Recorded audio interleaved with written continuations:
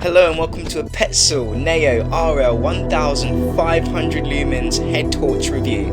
I've been testing on the trails. Let's check it out.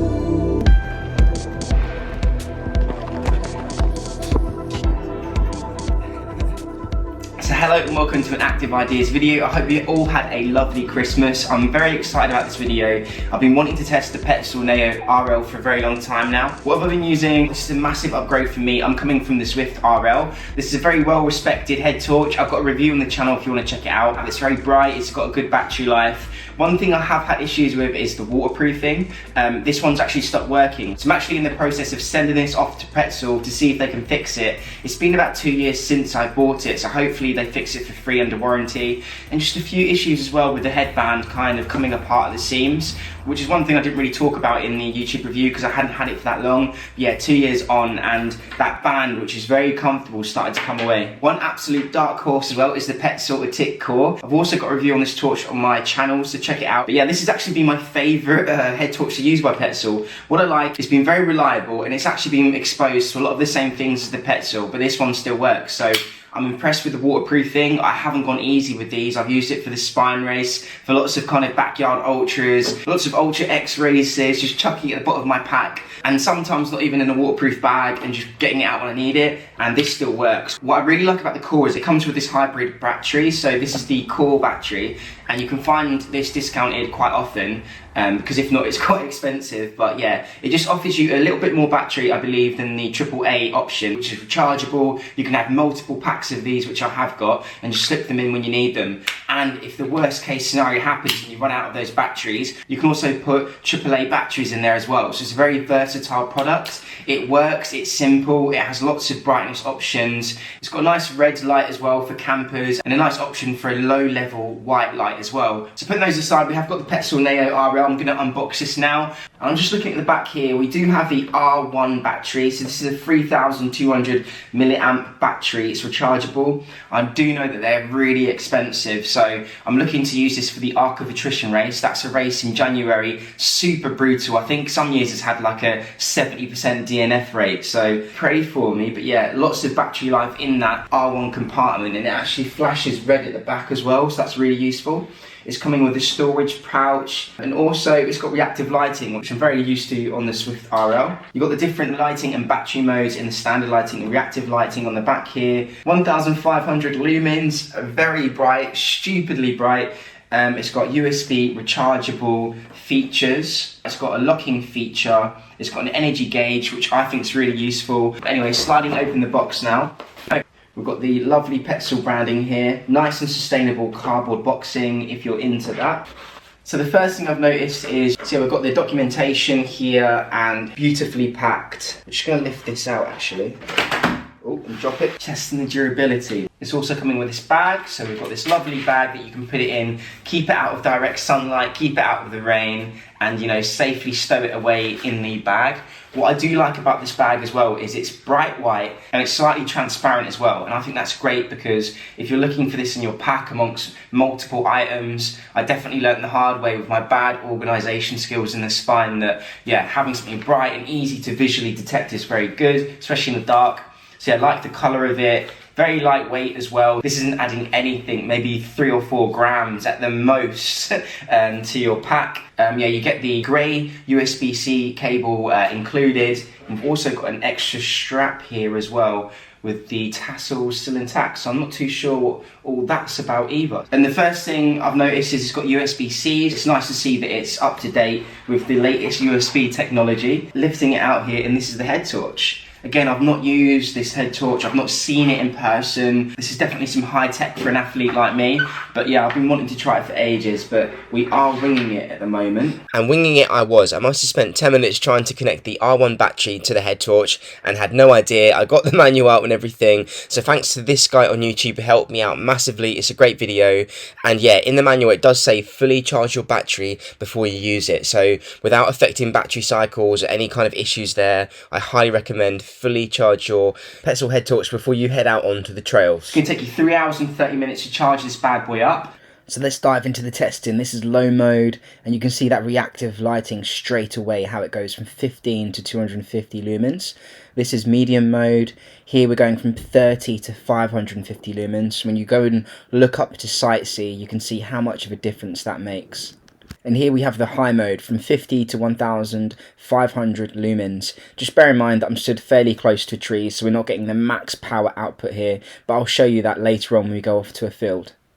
Here we are showing you the flashing rear red light. So this is what it's going to look like to other runners when you run past them a million miles down that mountain. You can just about see it. And here we have the solid red mode for the rear light, and this is what it looks like if you're running past your runners and absolutely smoking them. Now this is a side profile for you guys still wondering what it might look like. Again, we're in the low mode here. I'm just going to run back for you guys as well. And we're just moving into the medium mode now, still in the side profile, just for you guys still kind of struggling to conceptualize what it might feel like for you using this head torch. You can see that path being lit up for me now. And last of all, here we have the 50 to 1500 lumens. You can see how kind of sensitive that reactive lighting is and how narrow I'm finding that path that it's providing me on the trail. But it is good because as soon as you look up, you get that full bandwidth of 1500 lumens. But yeah, it would be nice to have a little bit more when you're looking down at your feet. So I thought you'd appreciate this point of view. So this is what it might look like when you're looking down at your feet, and you can see this narrow point of view that I talk about later. But yeah, this is the low mode, so between 15 to 250 lumens when you look up. We've switched now to medium, and again, just 30 lumens isn't a lot when you're looking down at your feet, and I found that reactive lighting to be quite harsh, but yeah, really good kind of lighting up when you're looking over at the trail. This is about a 2-kilometer field as well, and here we've got the high mode, so 50 lumens, again, not great when you're looking down at your feet and jogging, very narrow beam, but when you look up, wow. 1500 lumens, and you really are seeing a lot of the field. Again, my camera isn't perfect for picking up what the eyes can see. It's really kind of nice when you look up and you really are kind of shocked and amazed when you see how bright this is. Okay, so welcome back. I got this Petzl head torch for Christmas, and it's about a month later. I've got the Arc of Attrition race very soon now. It's in about 5 days. But I have some thoughts, I've had a chance to test it, and I've summarised all my thoughts and feelings about this watch for those first impressions. So first of all, the comfort. I was very worried about the comfort because this is new to me. You've got this heavy battery on the back, the R1 battery, and we've also got a little bit of weight at the top. We've got this wire that goes across and leads from the battery to the headlamp, and very thin kind of materials as well. So this Petzl band's quite thin and this string-like material. But to be honest, whether I've been wearing it bare on my head, or I've got a buff on, or I've been using it on a cap or a headband, it's been very comfortable. So no qualms there, and I've not found it to bounce or anything. Also, I was a bit worried about adjustment on the fly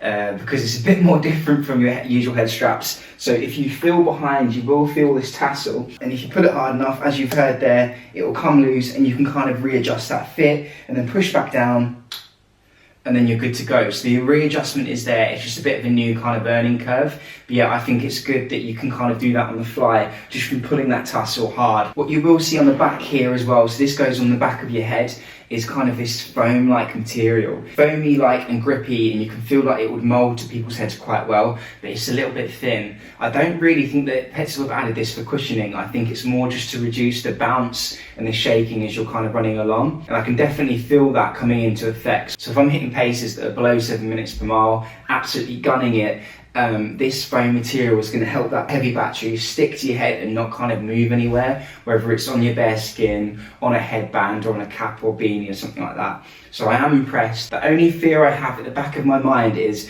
what is the durability going to be like for this material? And I won't be able to report that back to you until I've used this for a while. And it's a very comfortable head torch, to be honest. Even though we've got these thin pieces of string, these thin headbands, a very comfortable material. It does get me onto, there's lots of bells and whistles here with the wire, the thin strap, and I'm a very sweaty person as well.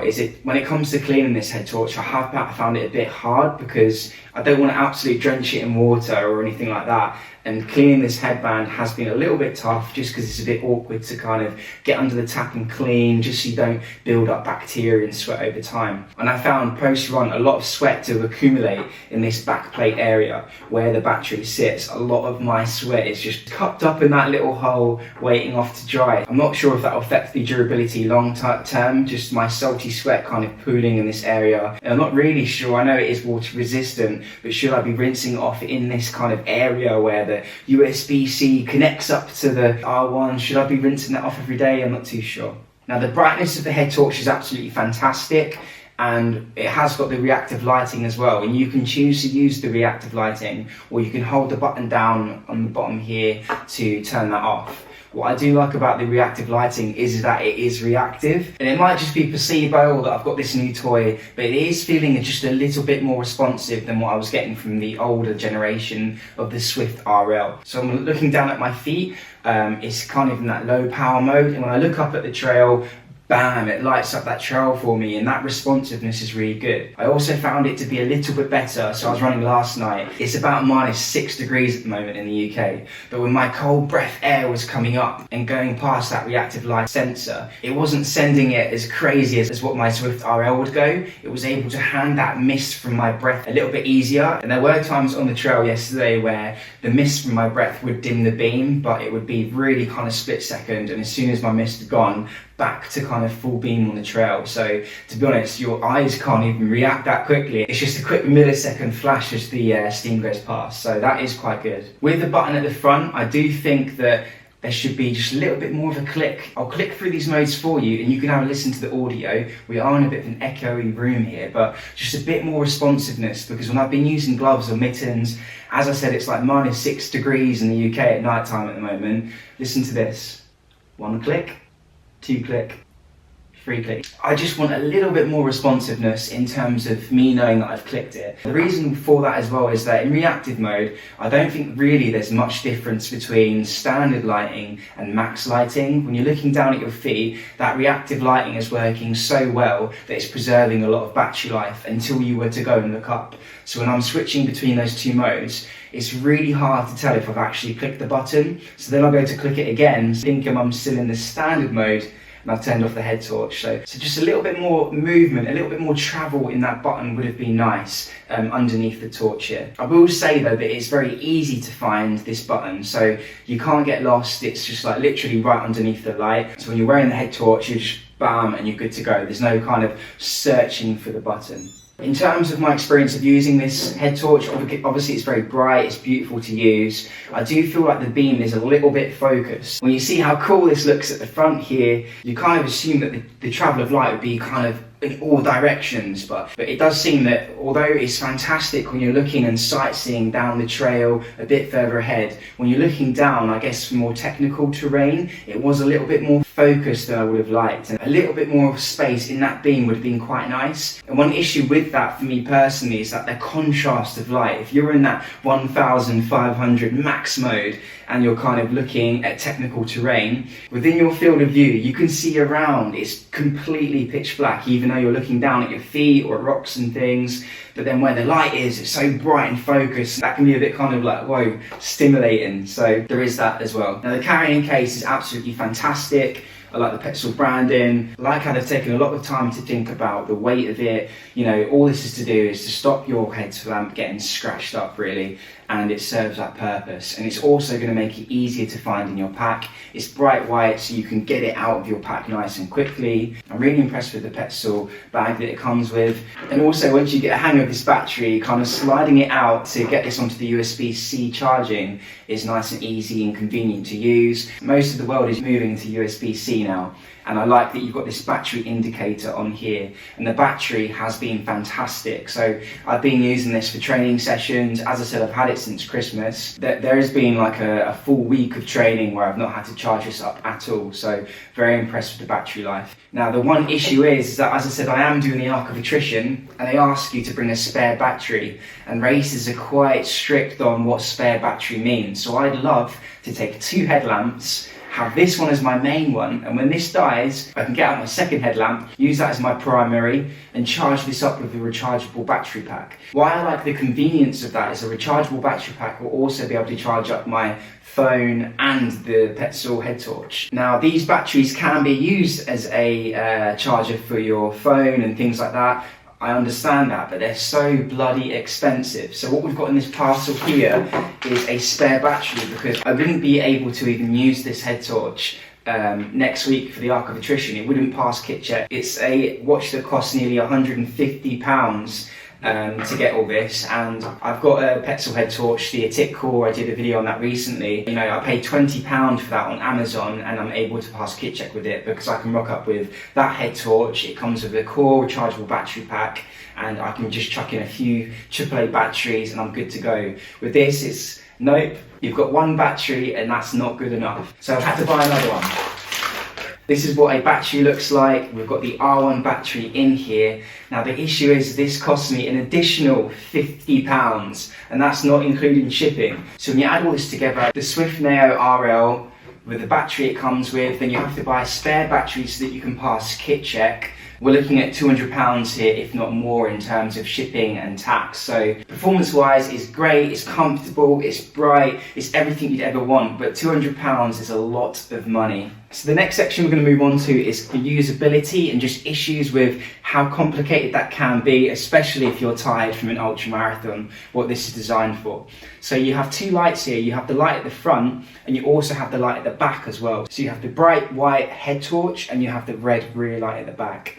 Now to activate these are different. So if you want to activate the head torch, you turn it on from the front underneath the torch here. You click it once, and it'll go on. You click it twice, it'll go into standard modes, 3 times into max, and then turn it off. Now to activate the back side though, so if I turn this on, it's still on, but the rear light isn't on yet. You actually have to go onto the battery, and there's a button on there as well. So I think it can be quite hard to access this, and you have to hold it down.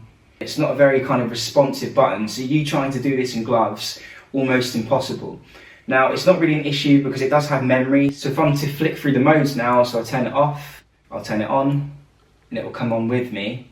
So it's remembered what my red setting was. But if I want to change that mid-run, that's going to be such a faff, because we do have options to have it on the standby red, but we can also have it on flashing red as well. And again, whatever you stick it on and rotate through these buttons, so we'll have it off, and it's turned off. We'll turn it on, and that red light is back on again. So you've got these different red light combinations, but you can only kind of change that from the back. And what I found is sometimes I've turned the head torch off, but the red light is still on, and there seems to be no pattern. So if you just randomly, when I turn the head torch off, this will just keep on flashing. So yeah, you might be tired, or you turn off your head torch, put it in your pouch, and you're not really paying attention, and chuck it away into your bag, and it just flashes red. So I'm not sure what's going on there. Maybe it's just a fault with this one, but just seeing some funky things happen with the rear light and the front light combination of buttons, and that can be hard to remember as well.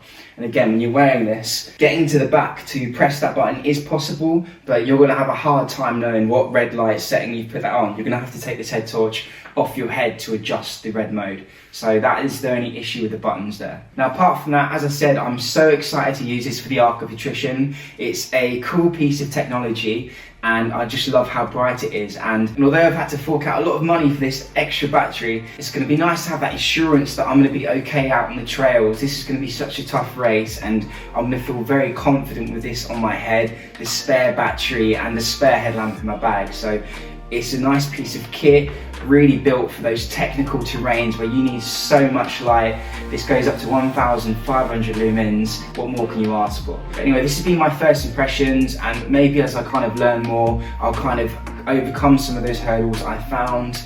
It can be a bit confusing to get used to this torch. Connecting the battery at first was a bit crazy. All these things that you've got to learn, but once you get there and get rolling with it, it just becomes like any other head torch you'd use. It becomes part of you and your training and your lifestyle and your routine, and I'm sure there'll be a day where I won't head out the door without this on my head. So stay tuned for those videos, and peace out.